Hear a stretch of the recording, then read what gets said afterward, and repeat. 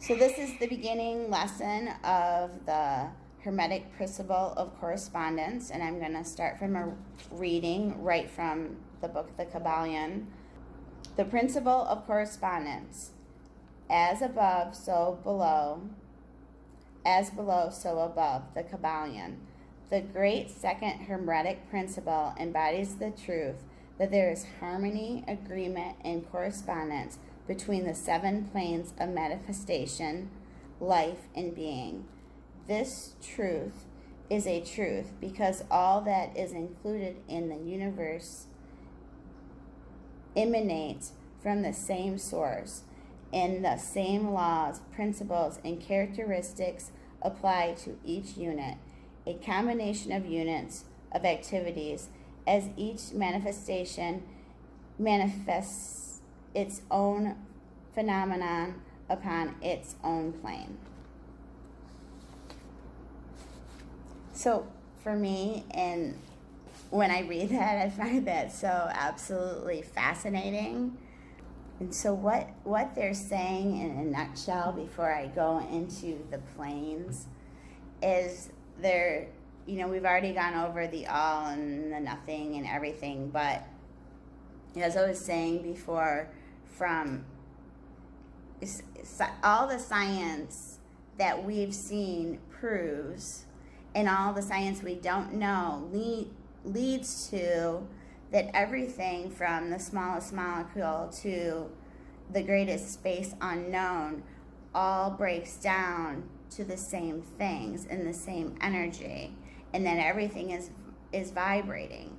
And this vibration is basically all different levels and tones and frequencies and more different dimensions than our mind can put around. And so all of those dimensions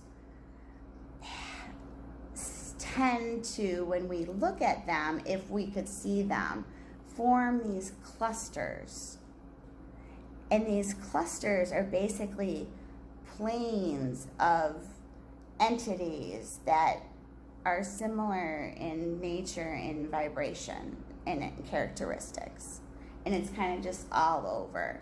And so, it's easy to think of it as an animal or a fish compared to it. But you're thinking when we go into it, there's, higher and different levels, and every level has all these different planes around it. And then they all kind of fold in together into this massive thing that's just perfectly unfolding as we just sit here and experience it. I really, really struggled trying to figure out how they were breaking down these planes in my mind. And I went through it several times. Actually, before we get in that, I have to really note that in my notes. We need to watch a video. So that was my description. I was supposed to show you guys this video before my description, but I forgot. So here's it after.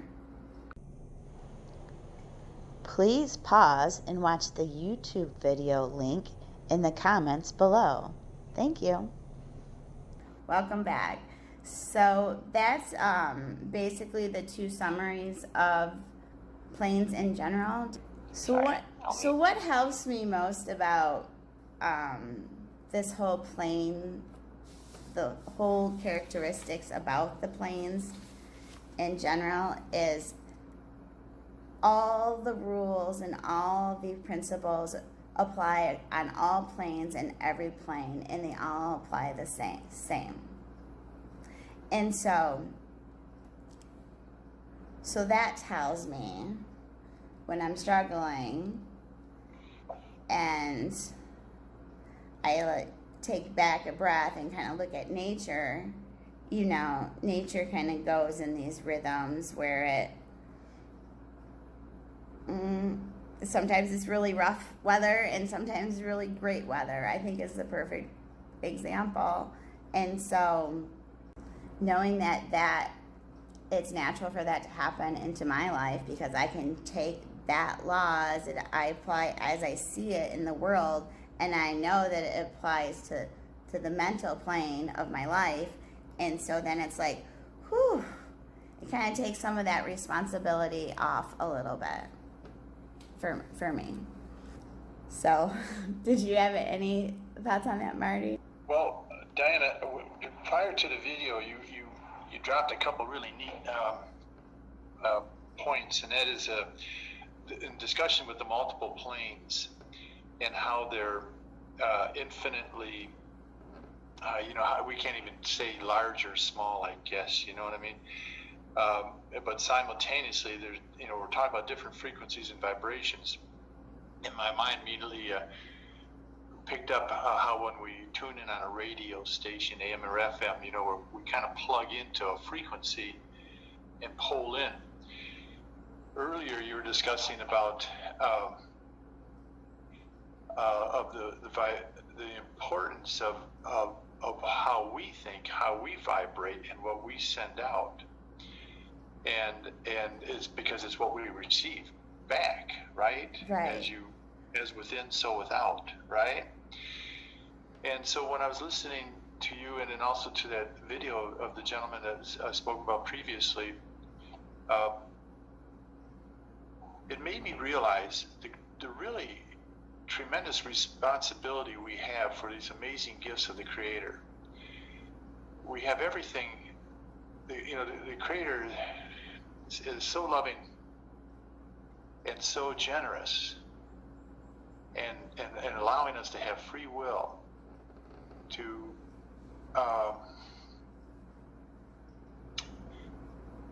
do what we want, and I guess what we do is we kind of experiment, and I think we've all gotten through this in our lives where we experiment, we know what we don't want, and now we're getting to the point of what we do want and how we're going to go about that, and realizing that our thoughts are going to create these and manifest these things in our lives.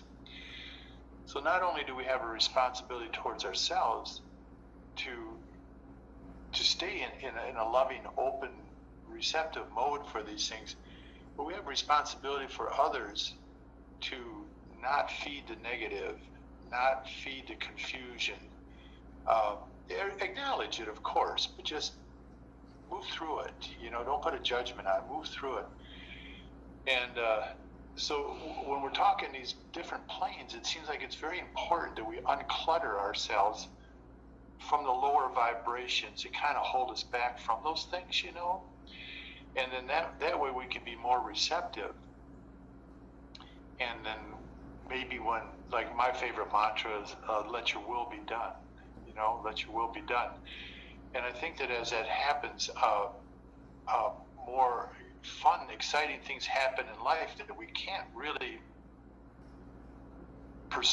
know that it's coming. It's kind of the excitement of life, and having that trust that no matter what, even if it appears to be discordant or confusing or whatever, chill, relax, it's all good. Mm-hmm. It's good. You'll see how this is going to work through as we get through that little drama, and as you were alluding to that in your opening statements today, So I just wanted to share that with you. That was perfect, and it actually just reminded me of the perfect meditation we can do for closing. So thank you. Cool. Thank you for sharing. Cool.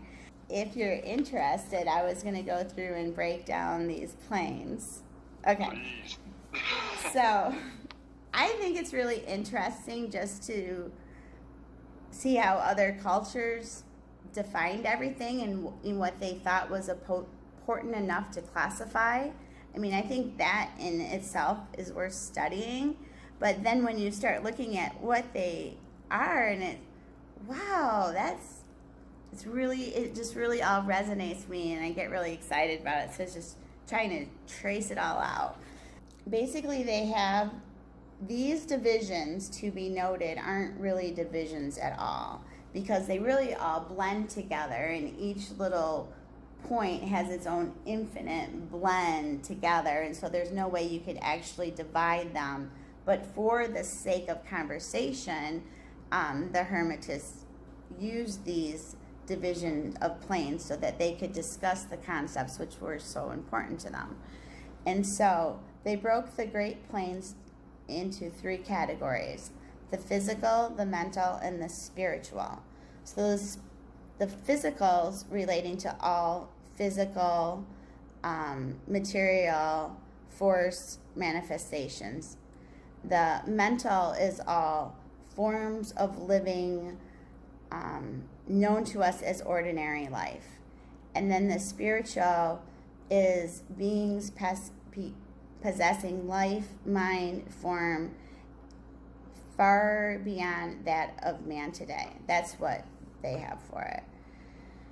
So then, interestingly enough, each one of those planes, they divided into 7 categories, and each one of those categories they divided into 7 more categories, which they didn't list all of them.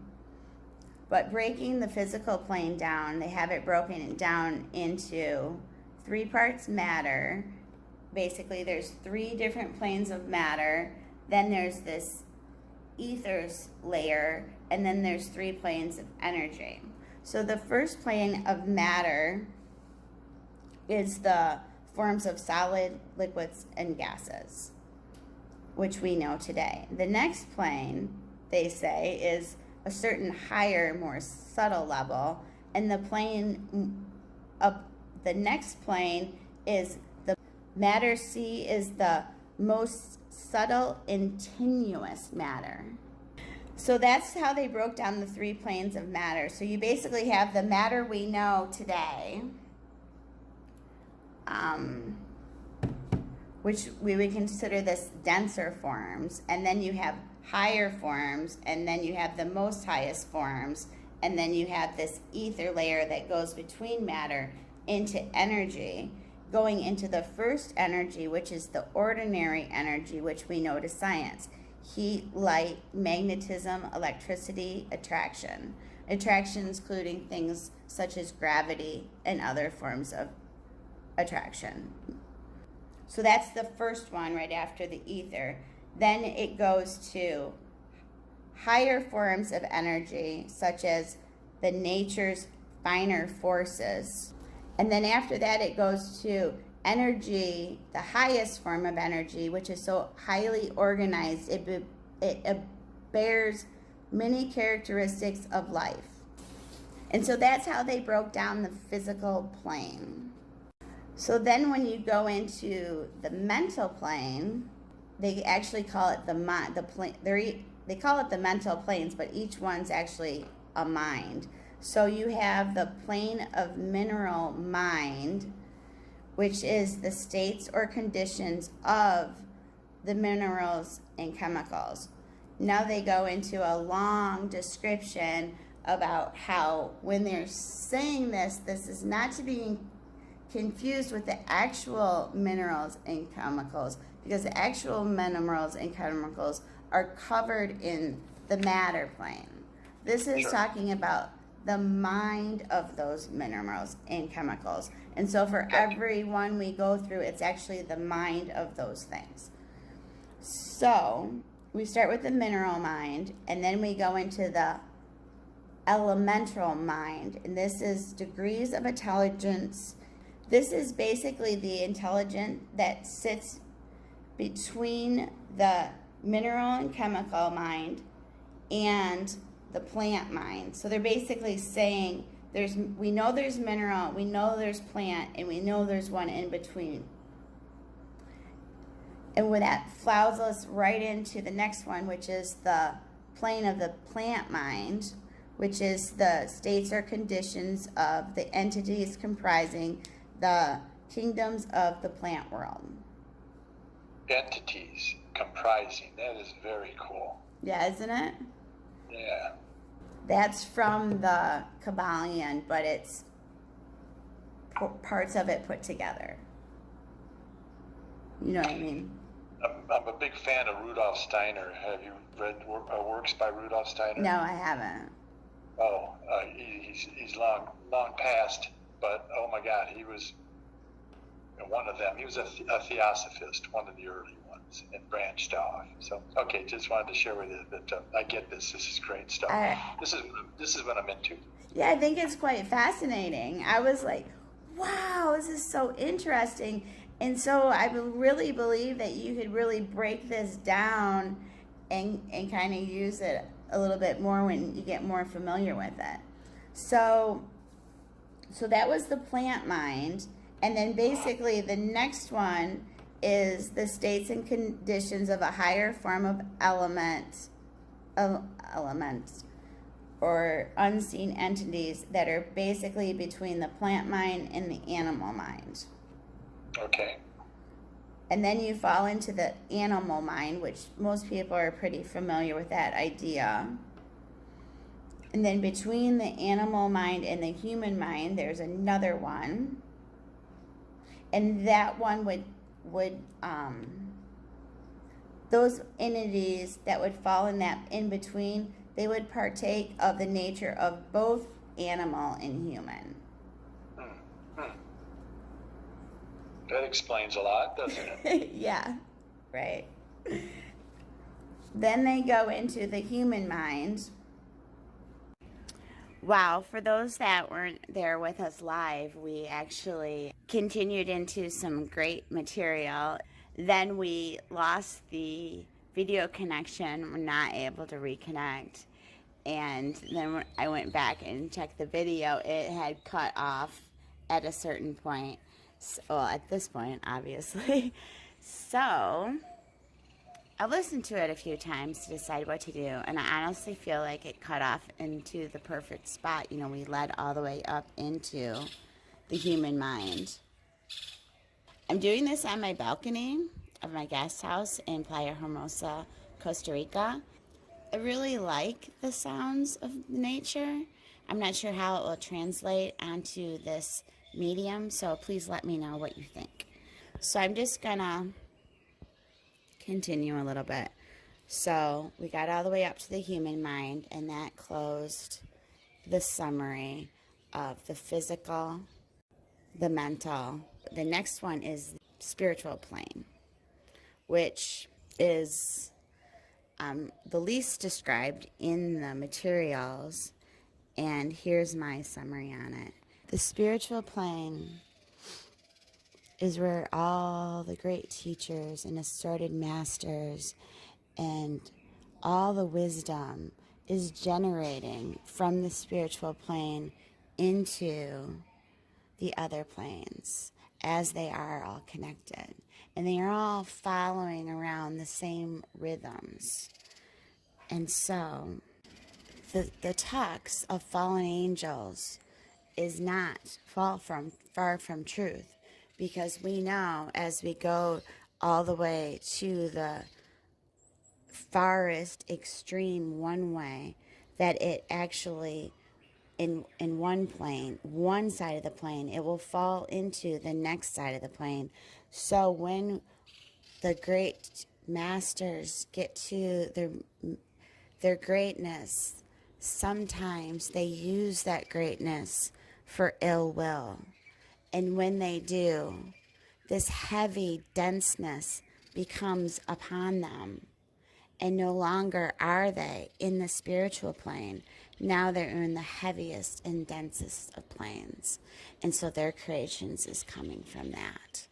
So it's very important that these materials go into cautious hands, because it is a great responsibility to have the wisdom to create the life around you.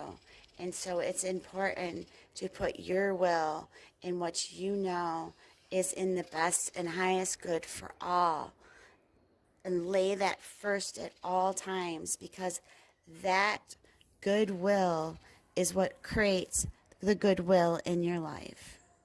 And so that is the reason why when we start talking about these very high energy and vibration concepts, we start losing things like technology and the ability to even communicate at all.